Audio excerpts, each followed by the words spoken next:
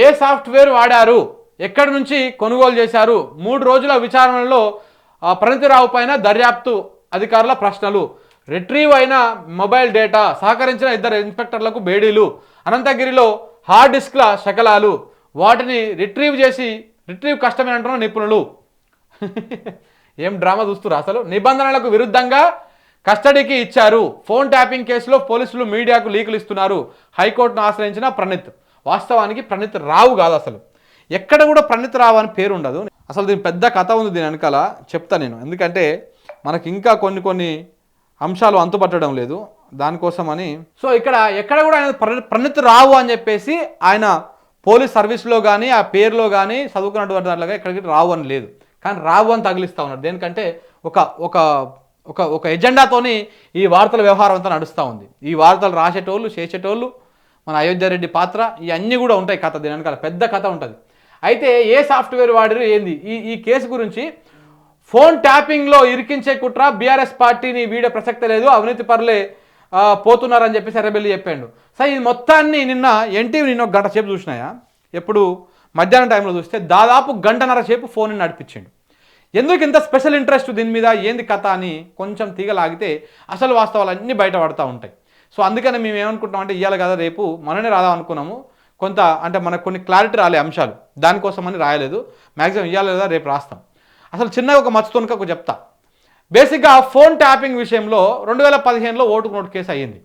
అప్పుడు phone tapping చేశారని చెప్పేసి రేవంత్ రెడ్డి, చంద్రబాబు బ్యాచ్, ఈ పచ్చకుక్కల బ్యాచ్ మొత్తం ఆరోపణలు చేసింది.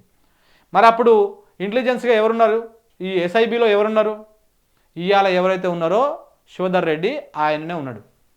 మరి అప్పుడు ట్యాప్ చేసిన ఆయన తీసుకొచ్చుకొని మళ్ళీ ఆయన ఎందుకు కూర్చోబెట్టుకున్నాడు, దేనికి కూర్చోబెట్టిర్రు, ఏంది డ్రామా అంతా, ఎవరిని నమ్మిపించడం కోసం? అసలు ఈ స్టోరీ అంతా ఏంది, ఇది ఎందుకు ఇప్పుడు బయటకు వచ్చింది, ఎవరికి రిటర్న్ గిఫ్ట్ ఇద్దామని వచ్చింది, రేవంత్ రెడ్డి ఎవరిని ప్రసన్నం చేసుకోవడం కోసం, ఎవరి కోసం చేస్తూ ఉన్నాడు, అసలు ఎస్ఐబిలో ఏం జరుగుతూ ఉంది, తెలంగాణ రాష్ట్రం ఎస్ఐబిలో ఏం జరుగుతుంది, వ్యవస్థలను మొత్తం దుర్వినియోగం చేస్తూ ఉందా రేవంత్ రెడ్డి సర్కారు, ఏం చేస్తూ ఉన్నారు? సినిమా తీసేసి ముందే డబ్బింగ్ చెప్పేసి ఇప్పుడు సినిమా తీస్తూ ఉన్నారా? ఈ పేపర్లో వార్తలు రాపించుకొని నిజం చేస్తూ ఉన్నారా? మొన్నటి రోజున ఏం చెప్తారు, నిన్నాక మొన్నటి రోజున ఏం చేస్తారు, అడవులలో వారేసిండు అని చెప్తారు. వీళ్ళు ఇవాళ ఏం చేస్తారు, అడవులో దొరికినాయి కానీ ఆ డిస్కులు అవి రిట్రీవ్ కావు అని చెప్తారు అన్నమాట. ఏం డ్రామాలు రా ఇవన్నీ, మస్తు డ్రామాలు ఉన్నాయి. అదే సినిమా ఉంటుంది చూసినావా, కమల్ హాసన్ అని, సేమ్ అట్లనే ఉంది కథ కూడా. ఈ కేసులో పోలీసు వాళ్ళు వ్యవహరిస్తున్న తీరు, ఈ కథ, ఈయనని ఎస్ఐబిలో డిఎస్పీగా ఉన్నటువంటి ఈయనని ఫస్ట్ డీజీపీ ఆఫీస్కి అటాచ్ చేస్తారు, తర్వాత అక్కడ నుంచి ఏ పోస్టింగ్ ఇవ్వకుండా తర్వాత సిరిసిల్లకు బదిలీ చేస్తారు, సిరిసిల్లలో ఒక అప్రధానమైనటువంటి పోస్ట్ ఇస్తారు, ఆ నుంచి సస్పెండ్ చేస్తారు, సిరిసిల్లలో ఉన్నప్పుడు సస్పెండ్ చేస్తారు. ఇక ఏందో కొత్తగా సర్వర్లు అంట. సర్వర్ అంటే ఏంటిది, ఈ వార్తలు రాస్తోనికనే తెలిసి ఉండాలి.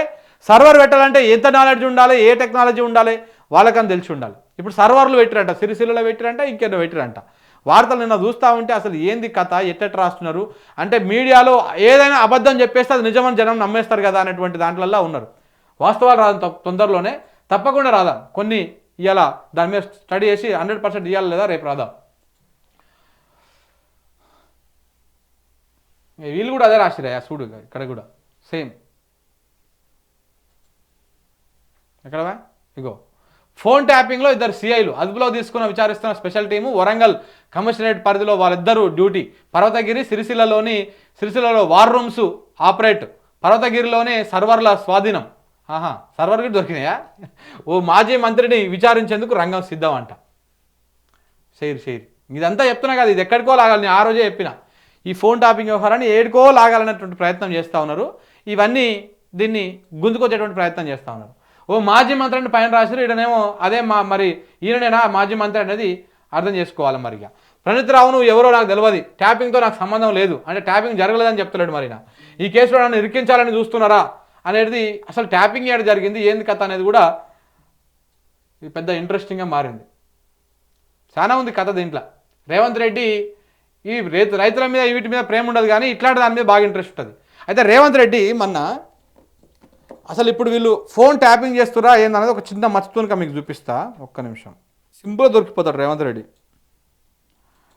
మొన్న రిపోర్టర్లు ఒక ప్రశ్న అడిగారు మీట్ ది ప్రెస్లో, ఆ ప్రశ్న రేవంత్ రెడ్డి సమాధానం చూడండి. ఏముందో ఇగో ఈటల రాజేందర్ ఇప్పుడు ఒక కామెంట్ చేసిండ్రు. ఫోన్ ట్యాపింగ్ గతంలో ప్రజాపాలన స్వేచ్ఛ అని ఇప్పుడు చెప్తున్న వాళ్ళు ఇప్పుడు ఫోన్ ట్యాపింగ్ చేస్తున్నారు, దీనికి సంబంధించిన పూర్తి చిట్టా మా దగ్గర ఉంది చెప్తామంటూ ఒకటి చెప్పారు. ఇంకొకటి ప్రజాస్వామ్యం సామాజిక న్యాయం అంటూ ప్రగతి భవన్కి వెళ్తామన్న ఆర్ఎస్పీ ఇప్పుడు కారెక్కి వెళ్ళిపోయారు. ఆ వర్గాలకు మీరు ఏం చెప్పారు? ఫోన్ ట్యాపింగ్ విషయంలో వాళ్ళదే కేంద్ర ప్రభుత్వం. చిత్తశుద్ధి ఉంటే ఈటల రాజేందర్ గారు విచారణకు ఆదేశించాలి. మా ప్రభుత్వానికి అగత్యం లేదు. ఆల్రెడీ ఫోన్ ట్యాపింగ్ చేసిన వాళ్ళు ఏడున్నారో మీరు చూసిర్రు. చిల్లర మల్లర ఆరోపణల ద్వారా ఈటల రాజేందర్ గారు ఎలాంటి ప్రచారాన్ని పొందరు. టీవీలలో స్క్రోలింగ్లు వస్తాయేమో కానీ దానివల్ల ఏం ప్రయోజనం ఉండదు. మీదే ప్రభుత్వం ఉంది, మీ ప్రధానమంత్రి ఉన్నాడు, మీరు విచారణకు ఆదేశించండి ఫోన్ ట్యాపింగ్లు ఏమైనా ఉంటే. అంటే నిన్న వాళ్ళ దగ్గర మిత్రుడు కరీంనగర్లో 7 కోట్లు పట్టుకున్నారు కదా, అదేమన్నా గత ప్రభుత్వం లాగా ఫోన్ ట్యాపింగ్ పట్టుకున్నామని ఏమన్నా వారు అనుకుంటున్నారేమో. అట్లా దొరికిపోతారన్నమాట. ఇట్లా అసలు ఫోన్ ట్యాపింగ్ గత ప్రభుత్వం లెక్క. ఇప్పుడు ఏమంటాడు, మొన్న రీసెంట్గా వినోద్ కుమార్ సంబంధించినటువంటి 6 కోట్ల రూపాయలు కరీంనగర్ దొరికినాయన్నట్టు పేపర్లో వార్తలు వచ్చినాయి. ఆ వార్తలని ఎట్లా చెప్పిందంటే మేము ఫోన్ ట్యాపింగ్ చేసే దాన్ని దొరకబట్టుకున్నాం అనేది ఇండైరెక్ట్గా ముఖ్యమంత్రి గారి మాటలు తీరులేక అనిపిస్తూ ఉంది.